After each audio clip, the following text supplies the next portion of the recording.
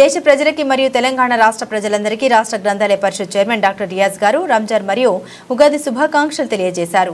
ప్రపంచమంతా శాంతియుతంగా గడపాలని, సమాజమంతా అభివృద్ధి వైపు పోవాలని, హిందూ, ముస్లిం, సిక్, ఈసాయి అబ్సే మే భాయ్ భాయ్ అందరూ కలిసిమెలిసి జీవించాలని కోరారు.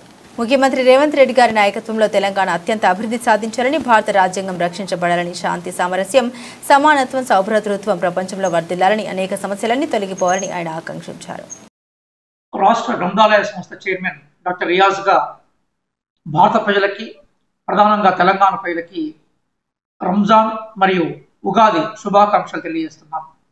ప్రపంచమంతా శాంతియుతంగా ఉండాలని, సమాజం అంతా అభివృద్ధి వైపు పోవాలని, హిందూ, ముస్లిం, సిక్, ఇసాయి ఆపస్ మే భాయి భాయి అందరూ కలిసిమెలిసి జీవించాలని ఈ పండుగ సందేశంగా ప్రజలందరూ భావించాలని కోరుతున్నాం.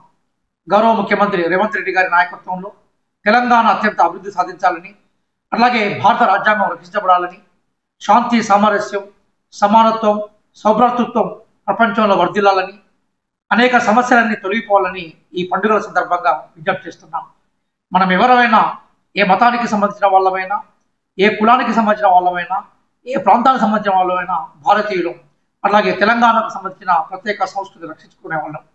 అందుకోసం రంజాన్ పండుగ నేపథ్యంలో, ఉగాది పండుగ నేపథ్యంలో మరొకసారి శాంతియుత జీవనానికి పిలుపునిస్తూ ఈ పండుగలను సంతోషంగా జరుపుకోవాలని మీ అందరికీ నేను విజ్ఞప్తి చేస్తున్నాను.